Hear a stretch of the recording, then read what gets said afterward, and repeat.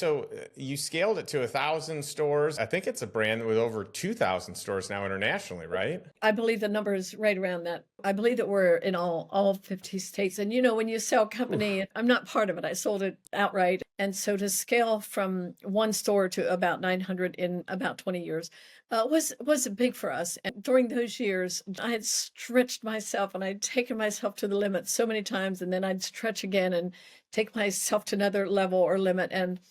And I guess by the time we had about 900 stores, we began to realize that we do have an option. We brought some advisors in and we talked about it, and just felt like it was a good time. And we did. And it was one of the hardest things I've ever done in my life. It was hard to Yeah. start the company, but it was much harder to sell it.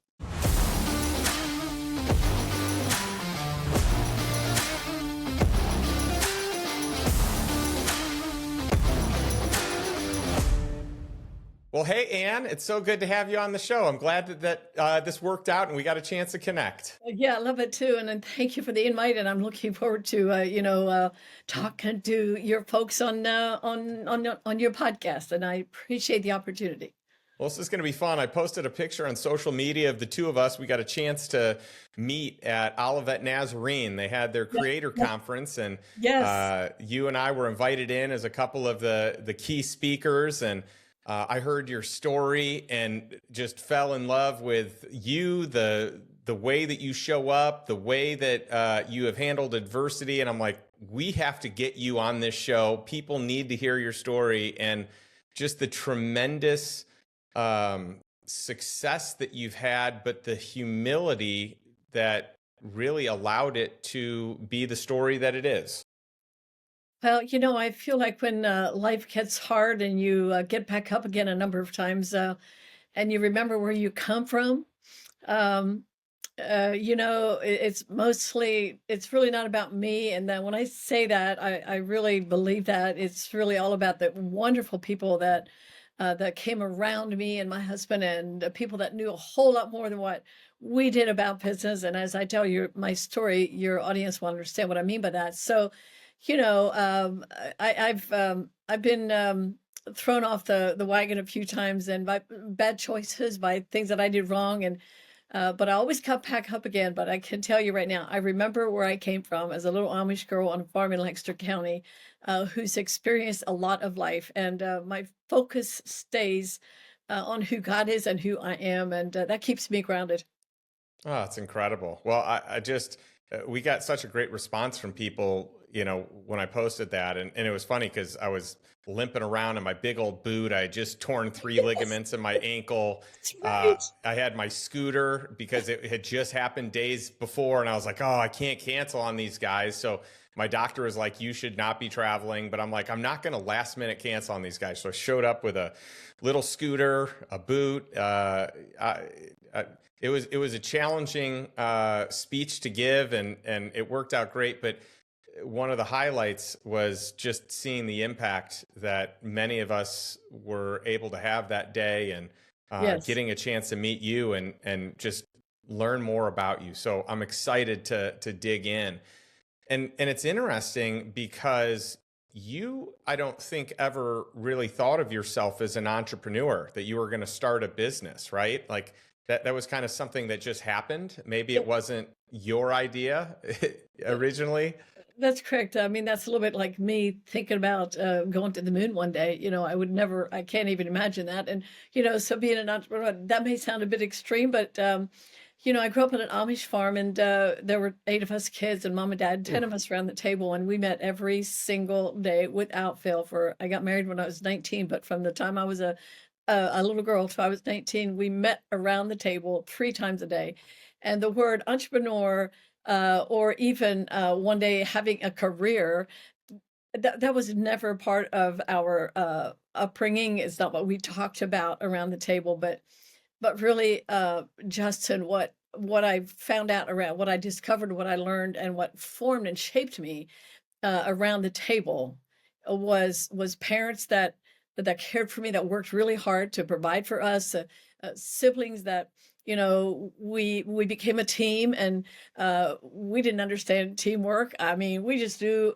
you go out to the, field and you gather a bunch of tomatoes and you make it fun and you play games while you're out there working. And, it sounds maybe strange for people to hear that, but, I feel like in those moments, as I look back, it's where I learned how to become a businesswoman, even though that was never on my mind. But hindsight is 2020, and I feel like it gave me a great foundation to then later go into a business that I knew nothing about the franchise model. So it's amazing. And here I am today talking to you, Justin, and you're a great example. When I saw you riding around on your little scooter with your broken ankle, foot, whatever it was, I'm like, yeah, that's a great example. That's a tough man. That means he's just going to plow through whatever comes his way. And that's really the attitude that we have to have as business people.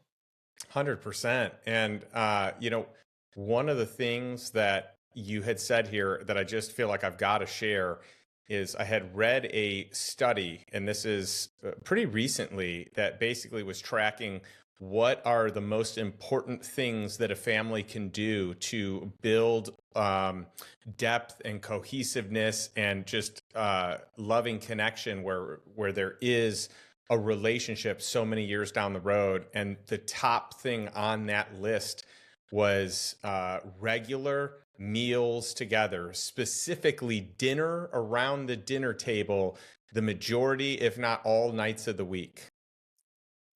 Justin, as you're saying that, I get goosebumps because what you spoke there is absolute truth, and it's what we have lost in our culture. And that's why I did a cookbook I don't know, within the last year. It's called Come to the Table. Excuse me, Come to the Table. And it's the thought behind it is, I have all these years now to look back. I'm like, wow, coming around the table with our family just built character. It just built strength within all of us. And to where today, all eight of us kids, we're still all living, we're still in good health, and we get around and we still, if one of us is invited to the home, we sit around the table. We turn the TV off. We just sit around the table and laugh like a bunch of kids. I don't know. It's just powerful. And I would like to encourage the audience. I know we're busy. Teenagers, they pop up like suddenly. They have jobs, they have sports, and it's a very tough. It's really hard in our culture to bring the family together around the table without any distractions. But I just like to encourage that. Just say, hey, just try it one night a week for starters. It would be awkward for a lot of people, like actually sit around the table. I think it could be awkward, but I think it's still something that we can strive to get back to. Yeah, I think that's wonderful. And I think, I'm thankful for my upbringing. My parents were Yeah. really disciplined about that. We Mhm. did, I mean, outside of sports, we were always having family meals. And so, yeah, I look It's back at that as just being a very defining, quality or attribute of the Donald family. So I love that. Yes, and can you imagine what your life would be like without that? Right. Well, and Without because that model and example, yeah. that's right. Because of that, that's what we do with our daughter. And Mhm. and Exactly. that's normal, right? Because that's what we Yes, grew up with. that's right. So tell me, how did you take the leap? How did this happen? You were supposed to be a farmer. It looks like you gathered some skills around the farm. Uh, you guys probably, I would imagine, figured out ways to have unique relationships with each of your siblings and with your parents. And, but at some point there's a transition. And where on earth did the idea for Annie Ann's even come from, making pretzels? Well, it really wasn't my idea, but there is a little story behind it, and I think that I think for starters, I always like to say that our pain propelled us into our purpose. And then you may say, well, what's that got to do with Auntie Anne's? What has everything to do with Auntie Anne's? Because as a young couple, Jonas and I, we had two daughters, and we were very life was good, and we really felt like we were on our way to living the American dream, which was just simply to have a family, make enough money to pay the bills, maybe own our own home one day, and serve people and go to church. And I don't know, that was just really kind of the only thing that we had as a goal and as a dream. And we were living that dream very early on in our life because we were 19 and 21 when we got married. And within a couple of years, we had our first daughter and then our second daughter. And very active in our community and in our church. And we could never have been we could never have dreamed or even known how to think about tragedy and trauma. That was so not a part of our life. And about one particular morning, we had our youngest daughter, who was 19 months old. Her name is Angela Joy, and she was walking to my mother's house, which was right next door to our house. But between our homes, there was lived in the country, and between our homes, my dad had he was making stone siding, and so my sister would load and unload sand with a bobcat or a farm tractor of some sort. And that particular morning, she would always look to see where the girls were and be careful. And every now and again, she'd swoop up Angie and put her up on the bobcat with her, and they'd ride together for a while. So we were all very close knit. And but that morning, as my sister looked around to see if any of the girls were there, she didn't see anybody, so she backed up. And when she went to move the bobcat forward, saw that she had accidentally run over Angela, and Angie was killed instantly that morning. Right. So when I talk about trauma and tragedy, I know now. At the moment, I didn't like know. I didn't understand how that would change me from the inside out. And trauma does change us. And in the moment, you're traumatized and in shock. And but as time went on, I realized my sister was an accident, and we never blamed her because, I mean, why would we? Accidents happen, and so I really never had any problem with the accident itself or what happened, what she did. But as time went on, I didn't understand why, because I believed that if I was a good girl and I followed God and I did all of the right things, that He would be pleased and He would bless our lives. I didn't understand then that life is hard and God is good. I thought that life is good and God is harsh, which means I just felt like if I do it all right, God would bless me, and He would be pleased, and we just live happily ever after. So again, theologically, we were not prepared for any kind of tragedy or trauma, and so that was the beginning of my sorrow. And I knew that as Angie made her ascent into heaven that day, I began my slow and gradual descent into a world of emotional pain and spiritual confusion. And I don't want to go into all of that. I just want to share a minute with your audience what I mean by the pain that propelled us into our purpose. And soon after, a few months after that, I went to my pastor for help, and it's in that setting that he took advantage of me physically, and which then took me into a much deeper, darker world. Angela's death was there was a lot of pain, a lot of sadness, a lot of grieving, but then the abuse was more. I found myself in the dark world, and it was a world that I knew nothing about. I didn't know anything about abuse of spiritual power, but I made a choice that day. It was not my fault that I was abused that day, but I made a choice as I left his office that I would never tell. And so that's something, keeping a secret is something that I learned during that one secret kept me in the dark world for nearly 7 years, Mm. never telling anyone. So at the end of those 7 years, I was a shell of a woman. I had nothing to say, nothing to live for. I knew that life was over for me. And so one day I made my very hard, very difficult confession to my husband because the Holy Spirit compelled me, just go tell, because I was dying. Literally, I was dying. And so I did that. So I want to just quickly say about that, the power of being transparent, and the beauty of being open, honest, and transparent, authentic, is something that the business world really needs. We need that in our personal lives, in our family lives, in the business world. And so that then was the beginning.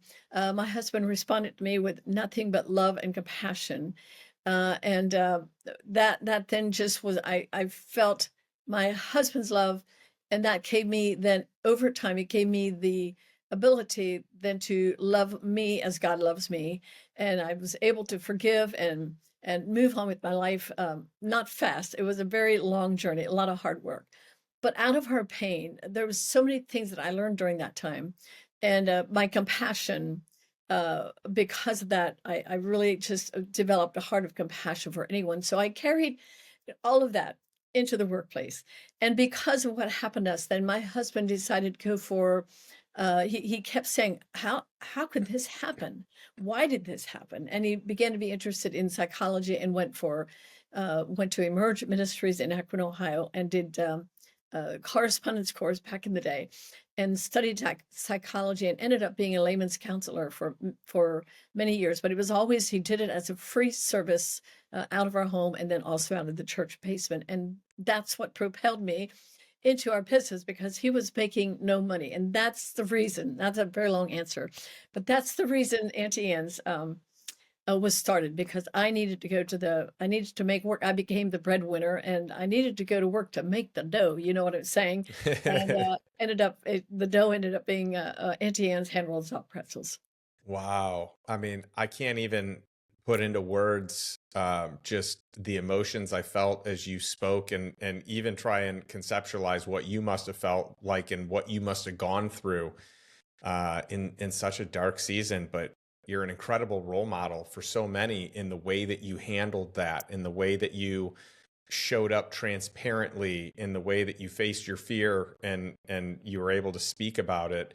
And even the way that you didn't cast blame, because I think in tragedy, the first thing that most people want to do is point a finger, and they are a victim, because the way to protect yourself is that it's someone else's fault. It's not your fault. That's right. And it's not even that it's random chance that, but the blame needs to go somewhere. So that's incredible that you were able to do that.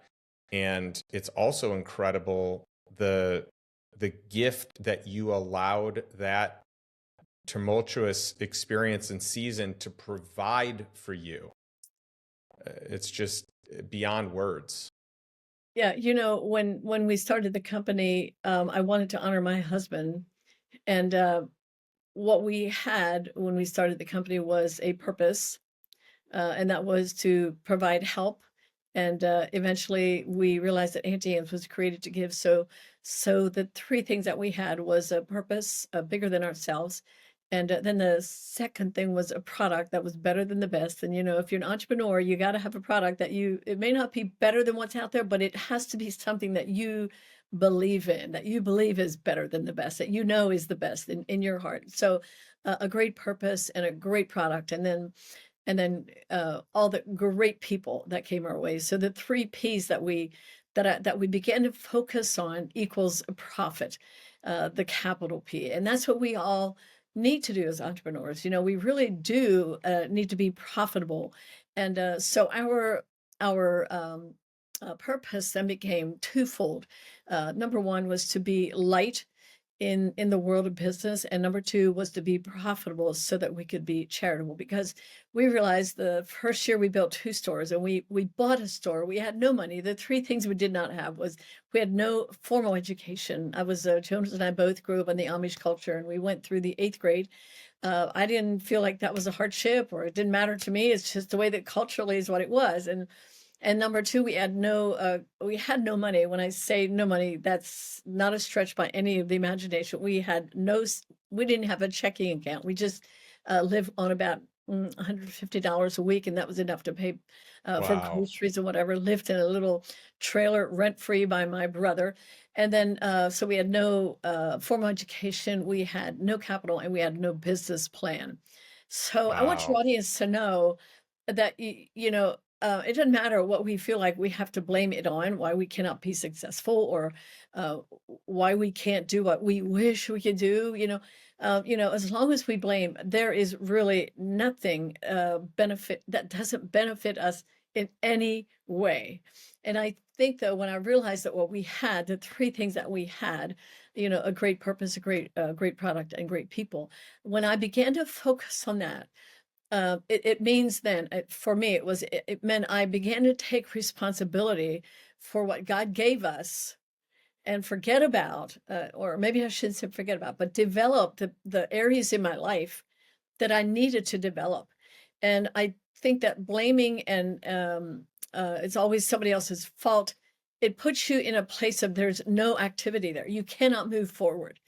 But when you focus on what you have and do everything you can to use the gifts and the talents that God has given you, whether it's a product or whatever it might be, when you focus on what you have and you decide that you're going to develop yourself to match the gift that God's given you, that to me was when the opportunities became endless for us, because I was driven by what God had given to me. And that meant then that I had to develop from this little Amish girl that knew nothing about business. I was married and had two daughters. We had a third child then. And so I was a mother and I was a wife and I was active in the church, but I had no business skills. But when I began to see what God gave us, that became being an owner, an entrepreneur is not all about, hey, look at me. I look at what I got, look at what I'm doing. It's really all about responsibility. And I began to feel responsible for the gift, for the product, and for the purpose that that he put squarely in front of us. And we walked into that. And, I believe that God gave me a pretzel first and then a platform to share our story for God's glory around the world. I love So it. developing me and developing you is really important as we find ourselves in a business that we may not know very much about, but we can always learn and we can become more. And even at this age, Justin, I'm still becoming more. Um, That's so you've great. never arrived. We never arrive. Well, you can see that you just carry so much joy and enthusiasm. I mean, you just light up. I can see why you naturally were able to attract people and create a great culture in your organization, because you still do it now, right? It's really neat. And one of the things that, really spoke to me is that you wanted to be profitable so that you could be generous and charitable and philanthropic. And I love that. And I had David Green, founder of Hobby Lobby, on the show, probably 6 months ago, 7 months ago. And Great um, example. Yeah. right, he's just all about profitability for the generosity that can be. And he is a guy that gave away and still to this day gives away half of the profits of the company of Hobby Lobby every single year. And it's so neat to see that from a textbook standpoint, that shouldn't work. That model of giving away 50% of your profits, it doesn't work. But in this instance, it really does. And I do think God has blessed his business, your business, and many others. Right. Um, and it's not just that if I do this, I'll be blessed. I think the motive really matters. It's a heart posture that really matters, that you actually desire to do that and have impact in the world and make the world a better place, do things that help people less fortunate than you. So I like that Absolutely. you model that. Absolutely. And, we knew early on that, actually, the very first day at our little farmer's market on every year, we made $827 cash because it was, selling pretzels. It was a retail store. So, so I counted all my money and I couldn't wait till the next morning to take 10% of that, which is not very much, to church that following morning. And it, I don't know, from day one, I got this giddy feeling about, how much can we give and how much more can we give? And within just a very short time, we were very, very profitable, and we were able to give much larger amounts of money throughout the years as we owned the company. And I can tell you, the giver never remembers what you gave. You really don't. But the receiver of the gift always remembers. And Mm. so I think that we need to remember, really, it's more fun to give than it is to get. I mean, it's more blessed to give than it is to receive. It's really a great model to live by. Even when you think you don't have very much, you always have something to give. That's right. And it's interesting because if you pay attention to the studies, and by the way, this shouldn't be the reason that you give, but Yeah. you will actually find that all kinds of studies show that the people that are the happiest are the ones that Yeah. give the most consistently and the ones that give most sacrificially. Absolutely. So it's fascinating. Now, I've got an honest confession to make. In my younger years, I was not very good at this. Oh, My heart was hard. I did not want to give. It's like, I worked for this. Why would I give this away? And I remember my parents trying to teach me this lesson, and I just would not have it. I fought really hard. And what's neat is today, I live in this different place where, I relinquish this desire or this recognition that it's mine. I actually don't feel like it's mine. I feel like I've been blessed with it, but it's not mine. And that, I think, has given me the space and the freedom to actually give generously, to give with a heart that is full of joy for that action. But it took some time, and I think I got off to a really bad start. And unfortunately, it took me a few years, to figure this out. I'm just thankful that I finally did, because the longer I waited and the more money I made, the harder it was to give. Absolutely. I think that discovering that principle of giving with joy, do it with joy. Well, I mean, I have to tell you, at the beginning, I couldn't wait to give that cash, but from our market, and I did that. I called it the three stack system because I knew, because it was a cash business, we wanted to give 10%. And then so at the end of each weekend, I would count the money and I would actually do three stacks, 10% off at the top. I'd put that in an envelope to take to church. 30% for taxes. I opened a savings account to put my tax money into there. And then the rest of it was for just for living expenses and operating expenses. So, but I have to tell you, the more we made, um, the more I realized we need to give more than 10%. And Mm.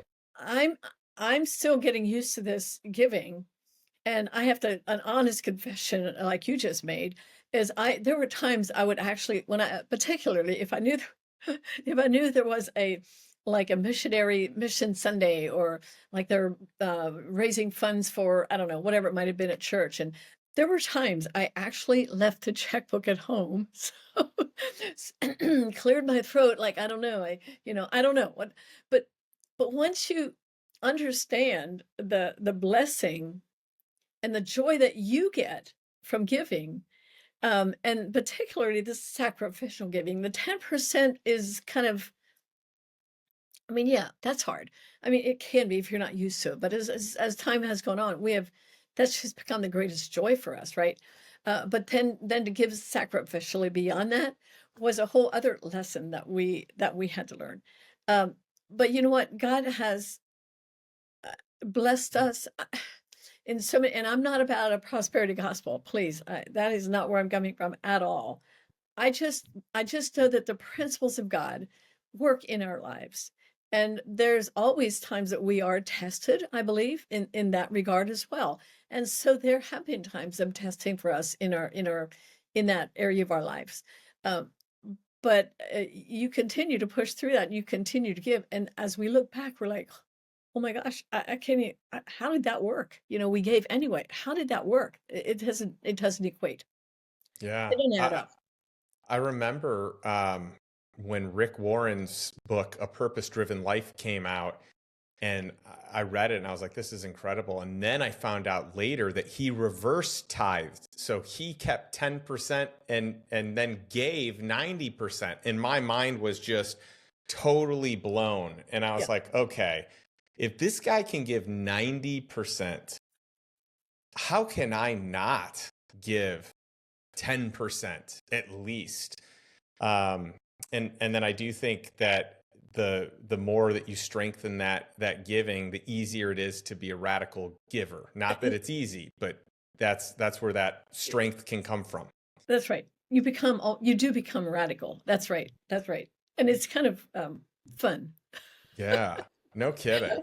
I love learning your story and kind of these stops along the way. I love that you were, very generous in your giving at an early age, which is probably something that was instilled by your parents and through the church. But I know that it's not easy when the business is new, when it's on life support. I mean, you're going from a farmer's market stand to like buying an actual business to then buying another location or starting another location. So What was that growth like as you did kind of start things out? Like, what was the cost? You had very little money. Like, what was it the cost to open this first new location that was a real store? Right. So it was at a farmer's market, and I grew up in Lancaster County, Pennsylvania, where there are lots of that. That's kind of a, I mean, many people make their living a 2 days a week farmer's market, do very well with that. And during that time, Jonas and I, again, we really had no money. And we got a call from somebody that said to us, there's a store for sale. It was 20 minutes from our house. And I was like, and I was working at that time. I was a manager for a few months at another farmer's market, a job that I found again to support Jonas. That was the very beginning of my going into the market world, and so somebody called me and said there's a market for sale for 20 minutes from your house. I'm like, 20 minutes from our house. I said, well, we have no money to buy a market stand. And back in the day, a market stand can actually be a pretty huge investment. It can be anywhere from 10, 20,000 to 150,000. You buy Wow. a market stand. You don't pay rent, but you buy the stand, and anyway, so I just right away I said, well, I mean, we have no money. And this was a friend of mine, and she said, yeah, but just I mean, call the people, maybe. So even that, Justin, it wasn't part of my plan. And I was like, well, okay. So I told my husband about that, and he said, well, let's call him and find out. So over the phone, they told us they want $6,000 for this store. And we're like, wow, $6,000. And I was like blown away. I'm like, okay, we had no money, but Jonas's father was a very wealthy Amish man. And he had told us a few months before that, hey, if you ever want to buy a house or a business or something, just let me know. And he said, I'll help you out. So we had that in the back of our mind. And so over the phone, I told these people, yes, we're going to buy the store. We're going to go get our money from my father-in-law. We're going to go see if we can get the money from him, and then we'll call you back and let you know. So we went over to my father the next day, father-in-law, and he gave us the $6,000 check, and we then took the check to the home of the people that we bought the store from, and then we went to see what we bought. So that will tell you my business savvy and what I knew about, business. But, and that's why I say everything about Auntie Anne's it's a miracle. It should never have happened. The three things we didn't have, could have kept us from doing this. A call from a friend encouraged us. And so we bought the store sight unseen. We built, so it was, yeah. And so we went there, we realized, wow, this was a pretty nice store, but we knew we had to remodel and clean it up. It was in kind of bad shape. And so we did that, spent a little bit more money, but my family, there are 8 of us kids, and there's 3 of my brothers came up. Oh, they're excited. So they helped us remodel, and we painted and cleaned. And within the following week, I was at that store, owning that store, selling soft pretzels. Within 6 months, we did another store, which was about 1 hour from our house. So we did 2 stores the first year and 12 stores the following year. Wow. And then in 1990, we did about 35 or 40 stores. And so it was during that year, 1990, that we realized I was calling it a licensing agreement. So I knew nothing about franchising, zero. All I knew was that McDonald's, I kind of knew they were something like that, a chain or a franchise. I don't know what it was, but, and so we were licensing. And anyway, we got in kind of, somebody revealed to us that we're not licensing, we're franchising. And I actually argued with them. I said, no, no, we're licensing. He said, well, your model is franchising. I'm like, wow. Anyway, so there was so many obstacles along the way, Justin, that almost stopped me dead in my tracks. And that was one of them. And my husband and I, we began to read up on what does it mean to franchise. Yeah, a And lot we of red realized, tape around franchising. I mean, it is not easy. Tons of red tape from a absolutely, legal because, standpoint. oh, the legalities in a franchise company are like over the top. And Yeah. when we realized that, so we went to our little town in Lancaster, Pennsylvania. We talked to an attorney. It was not a franchise attorney, but we drew something up that was a little more stable than what we had.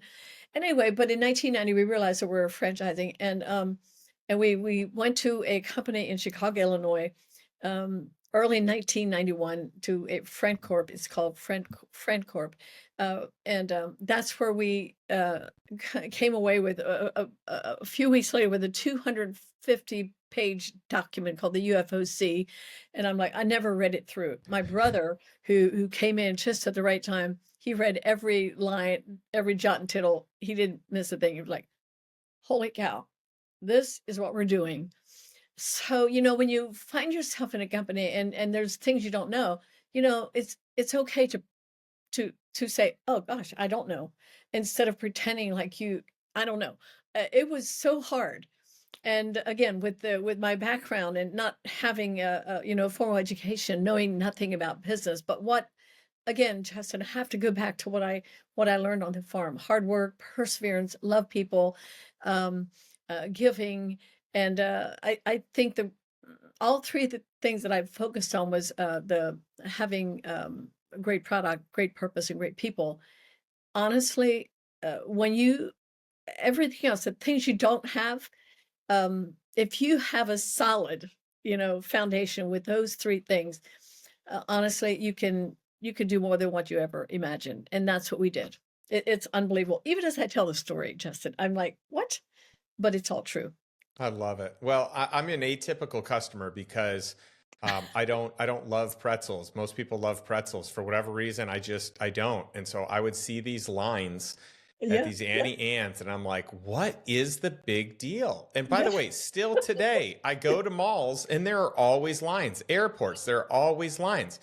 But what I Yes, ended up doing one time, this is, later on in the business, you guys came out with your pretzel dogs. yep. And I grew up loving hot dogs. So I was like, pretzel dog, I should try this. And so one day I waited in line. It was a long line. I'm like, I got to see what this is all about. And I got a pretzel dog, and I was like, "This is the most delicious thing I have ever had. This is way better than a hot dog." Yep, And yep. I was hooked. I was sold from there on out. And so, yeah, my story is kind of funny because you wouldn't have had me at just a pretzel, but the Well, pretzel dog that got me. and we had so many people that said, "Oh, I don't like pretzels," but I mean, honestly, anal is the best word for me. Like, I was a wild and crazy woman. That's another description. If you were walking by my store when I first started, like, I would not let you walk by. I would either give you a whole pretzel if you, like, looked at me and said, "Nah, nah, no, just take this," or we did sampling, and that really became that's the way people, did I wanna sample so people would buy a product? Um, I don't know. I mean, I guess, but at the end of the day, that worked for us. But for me, it was like, you just got to try this amazing product. And so that really got people hooked. And we built our whole company on sampling. And that became a Mm. part of our franchise agreement. If you came in and you wanted to do an Auntie Anne store, it's mandatory that you sample. And I cannot tell you how often we had to fight. I want to say fight, that's not a good word, but we had to try to convince people the importance of building your sales on just samples. They would want us to market on TV, on radio, the normal ways that you would market. And I would Yep. just say, no, no, if you will sample, it will increase your sales. And I would actually go myself. A store may have been failing, and I would go myself to the store. I would sample for the day, and every single time their sales were a few $100s or more just because we would go sample. So we Wow. built our company on sampling. And by the time when I sold the company, we owned the company about 20 years. Up to that point, we'd never done any TV ads or uh, it was all about sampling the product. And they still do sample their product. They've gotten a whole lot more sophisticated with their marketing and all that stuff. But for the almost 20 years I was there, we never did that. Wow. Well, I got to tell you that sampling works. And also, still to this day, your pretzel is the only pretzel that I actually like. Thank So, you, Justin. yeah. So it's a huge compliment coming from a guy that literally never gets pretzels anywhere else. I love that. Yeah. Love that. Makes my heart happy. Yeah. So tell me this, how did you, so you scaled it to 1,000 stores. I think at some point I think it's a brand with over 2,000 stores now internationally, right? I believe the number is right around that number, and Yeah. I believe that we're in all 50 states. And when you sell company, Oof. it's you no longer, I'm not part of it. I sold it outright and, but, with the name above all the stores, it's my name. And sometimes I'm like, I don't know. I can't help it. It's still the baby that I birthed, I guess. Sounds silly.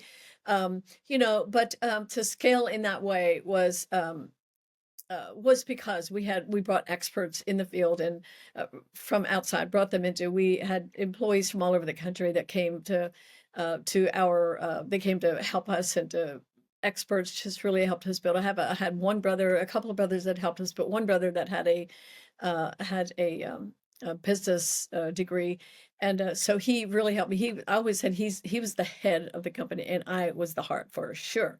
You cannot be all heart. You got to have someone that's got got the brains, the head, and is able to cast the vision and really department. I mean, he came in and did all of the structure for the company, but I was just the heart, and I love the people.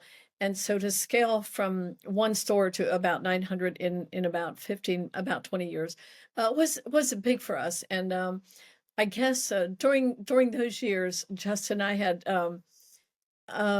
man, I had stretched myself and I'd taken myself to the limit so many times, and then I'd stretch again and take myself to another level or limit. And I guess by the time we had about 900 stores, we began to realize that we do have an option, and we were doing very well. There's no reason for us to sell the company. We were doing very well, and we brought some advisors in and we talked about it, and just felt like it was a good time, and we did, and it was one of the hardest things I've ever done in my life.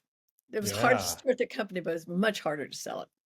Yeah. So I'm curious because I work with a lot of people, a lot of entrepreneurs in our community have had an exit. And so I'm curious what that was like. I'm sure there was a moment of celebration, but I think there's also a moment where you kind of lose kind of who you are. Some of the ego or your self concept is damaged or shaken a bit, right? Well, you lose your identity if your identity is in the product and in the company, you actually lose your identity. And yeah, that's a whole story. It's in my book, Overcome and Lead, which I don't know if you're going to put that on you, but I'm just holding You it up right bet now. we are. This is your Overcome and Lead. newest book, right? Yeah, correct. I mean, Yeah, I've the one done that just multiple came out. books, Yeah. but that's yeah.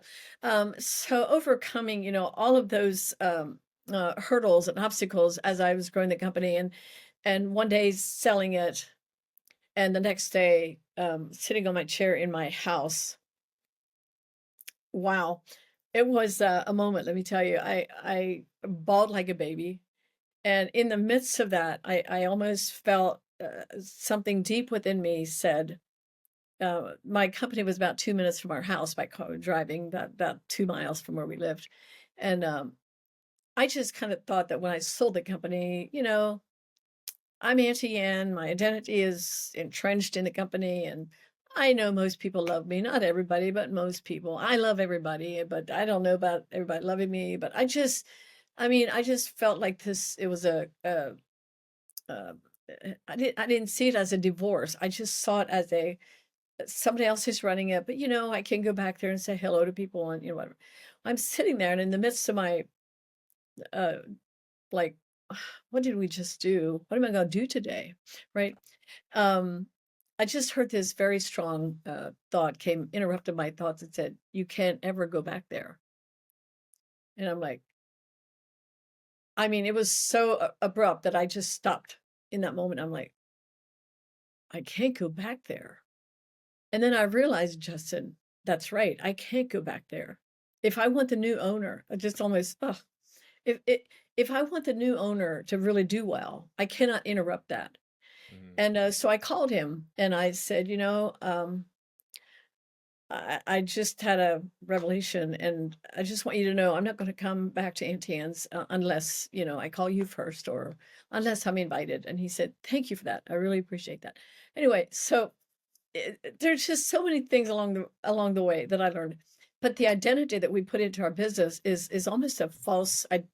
Um, hmm, because we live in a culture where what do you do? I introduce myself, and then or you introduce yourself. What do you do? So our identity is really in what we do, pretty much. And that began my then another journey in my spiritual journey. It started that day, and Mm. I'm still working on that. That's great. Well, we all have things that we need to work on. I love Yeah. that you are working on high quality. We can call it a problem. We can call it, you know, kind of like the next chapter, the newest form of education. But I love that you're still a student, Yeah. and Well, that you're transparent about where you're at and how you feel, and what the transition is like. I know that this transition's a tough one for most, if not all, yes. entrepreneurs. Yes. And by the way, it's funny because um, many of them would say, because in this instance, I have to assume this was life changing money. And for a lot of the people I work with, that's the case. And so on paper, it looks like, yeah, you just won the lottery, Why not? Right. right? Exactly. But emotionally, it's a different tale. There's so much to learn about business and so much to learn about just, as an entrepreneur. So many people want to own their own companies, and I love that heart. You know what I mean? Yeah. But I also know, Justin, and you know as well, um, it's a very difficult journey. It can be very challenging, and I think that if we take the calling to become a business person, an entrepreneur, leader, whatever that may be, it is truly a responsibility that we carry for our world. No matter how big your world is, maybe it's your county, maybe it's your town, maybe it's your state. I don't know. Maybe it's around the world, as Auntie Anne's went, but whatever, wherever whatever level that you're in right now, uh, I just believe that God calls us as leaders um, to make a difference. And when I understood this is a great concept, and Auntie Anne's pretzels are really great, but when I began to realize that God called us into the business world to be light and to be profitable, and that I'm a leader, not a manager. I was both for some time, which we need to be, but I began to understand that my gifting was a leader. Wow. I mean, the responsibility of that was so heavy on me that there was a period of time during that time that I just like, wow, it almost sapped the joy because the responsibility. I had to grow. I couldn't stay who I was. I had to grow to become, to fit the task, what God had called me to. I had to grow into that calling. Now the world knew I wasn't qualified. I knew I wasn't qualified, but God called me. He saw me and he called me, and he knew that he would qualify me. He would teach me. And there's a verse in the Bible that he gave to me, Psalm 32 verse 8. I'll teach you uh, in the way that you should go.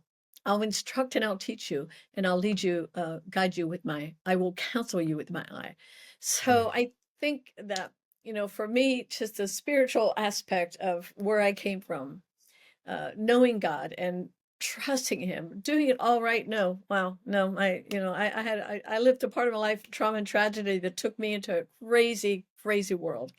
But even in that, I learned to come out of that and to grow from that and to take from my trauma and tragedy and carry that with me and develop who I was. Even there, I began to develop a better person after I came out of the dark world. So we're constantly growing. But as a leader, it's really important that we understand it's a responsibility. How we treat our people, the biblical truth about that is pretty strong. How we treat our employees and our people is very, very important. And so to become a good leader, I believe that one of the most important things is to be real, open, honest, and transparent in every way as you lead your company. And that was beautifully said. I just have loved our time together. And your faith is inspiring. Your leadership is profound. So thank you. Where can our audience learn more about you and all the books? I think you have 4 books, all the books that you've written. We'd love to be able to learn and support you.